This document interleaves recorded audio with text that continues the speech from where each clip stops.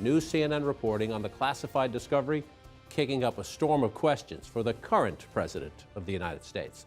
A source telling CNN the documents found in Joe Biden's private office included intelligence memos on a range of allies and adversaries, Iran among them. More details in just a moment. But just minutes ago, no response from President Biden. He is in Mexico to shouted questions about this classified material discovery. It's a repeat of last night. The president hearing, then ignoring shouted questions, asked to talk about that disclosure. Look at the picture. Where is he? Next to the Attorney General of the United States, Merrick Garland, who will eventually have to decide if this inquiry into his boss deserves a special counsel. Here is what we know this hour. The find has sparked a federal investigation ordered by Attorney General Garland and led by a Chicago U.S. attorney who is a Trump administration holdover. 10 documents, the source says, bore classified markings, and they date back to Mr. Biden's time as vice president.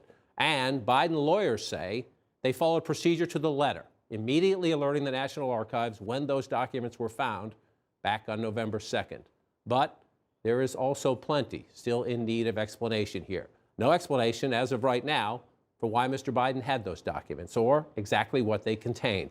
No explanation also about why the Biden White House kept word of the documents and the investigation quiet for 2+ months now. Already, Republicans making a very public case. Congress should look into this. How long have they been sitting around? Who had access all of this time? How many people had access all of this time? Where's the FBI raid? Where is this big show of force to make sure there's no other classified documents there? I don't know enough about the difference in the volume and the difference in cooperation. I think those are questions that we've got to have a committee ask. I guess at this point, I'm not willing to take the Biden administration's word for it. Let's ask a few follow-up questions.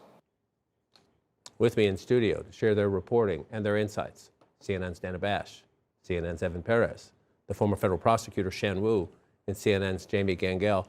Jamie, let's walk as clearly as we can about what we do know and what we don't know in terms of what was discovered. Your reporting is the search of a private office, lawyers involved because the former vice president, now president, knew there was sensitive family materials in there. He wanted somebody sensitive looking at them. They come across an envelope, open it up, and... So, by and large, I think we have to underscore 98, 99% of what is found in this office is absolutely personal Biden material, including things like the arrangements for his son Beau's funeral, condolence letters. But what happens is, as they're going through the boxes, the lawyer who is doing it because these were confidential family materials, opens a box and there is a plain manila envelope that says it's stamped VP personal. So maybe that's how this all happened. When it got packed up, someone thought it was personal. The lawyer opens the envelope and there is something that says classified right there. He closes the envelope. Houston, we have a problem. He makes the appropriate calls. He says to the National Archives, come and get it. What we know is that when they go through, there were about 3 or 4 boxes that did not appear once they started going through them to have just personal things. And what they find, a number of records that are unclassified but fall under the Presidential Records Act. And then they find 10 documents that are classified. And what my source says is they include intelligence memos, national security memos, background briefing memos that cover areas from Iran, Ukraine, and the UK. All right, wait, we'll come back to this for more. Now I'm just going to, where are we in this investigation? The president is overseas right now, well, he's south of the border, out of the country, with the Attorney General of the United States, who, when he got wind of this, decided he wanted somebody who he could say was impartial to look at this. So the Trump-appointed U.S. attorney in Chicago looks at this. What's the process? Right. So John Lausch, who's the one of the few Trump appointees who's remained in the current Justice Department, he has been doing a review with the FBI, and this is a standard process. This happens actually, more often than people realize, not just with former presidents, obviously, and the former vice presidents.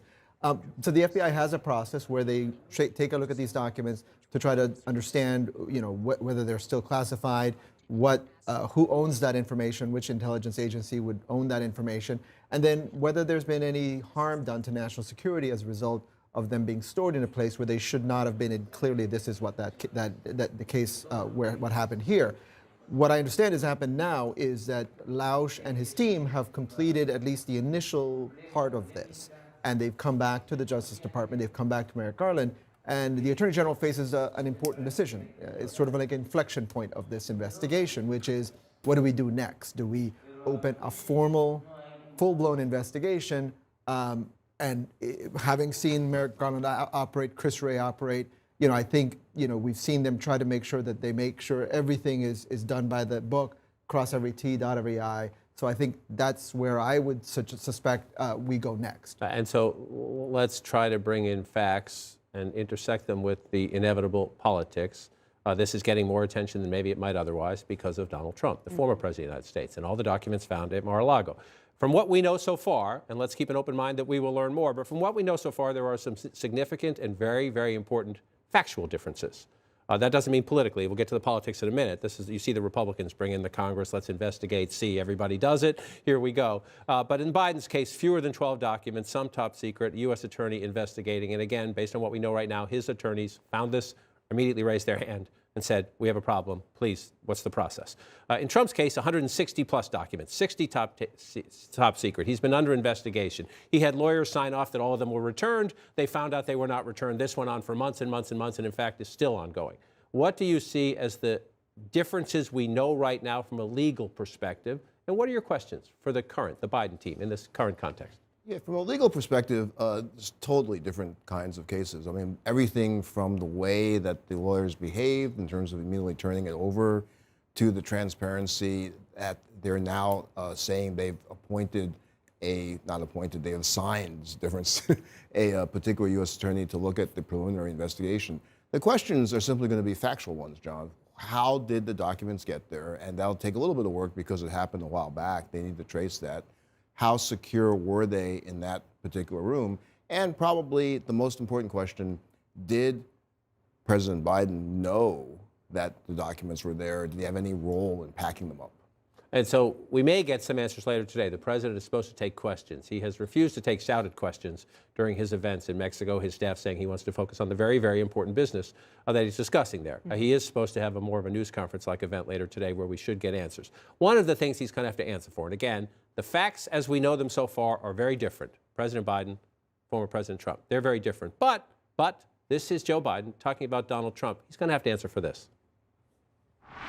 When you saw the photograph of the top secret documents laid out on the floor at Mar-a-Lago, what did you think to yourself, looking at that image? How that could possibly happen, how anyone could be that irresponsible.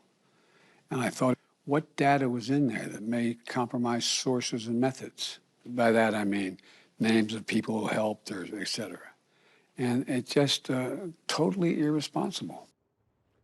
Again, the facts are different, but the totally irresponsible part. Joe Biden, 40 years in the Senate, 8 years as vice president. His calling card is, I know how to do the sensitive stuff.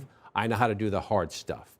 I don't make these kind of mistakes. Even if it's an honest mistake, there's a trail. When these documents are removed from a sensitive place, somebody knows they were removed. There's a log. They go out. They go to a file. Now he's going to have to answer for this. My understanding is that he knows he's going to have to answer for it, is prepared to do it when he faces reporters later today when he's in Mexico, and that there is a very clear-eyed understanding of the politics of this inside the Biden administration. Right. Forgive me for interrupting, but Trump doesn't do nuance. He's just going to say, see, he does it too. Well, everybody does it.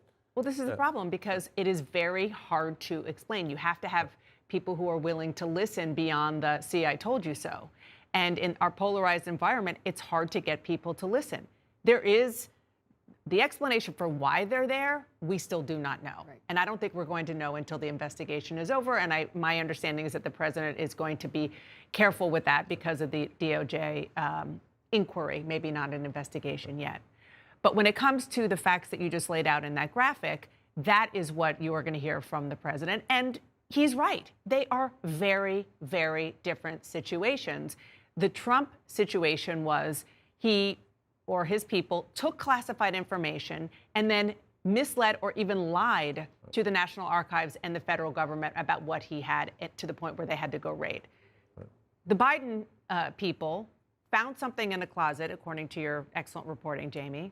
As soon as they found it, they turned it over. It's past tense, it's done, it's not ongoing.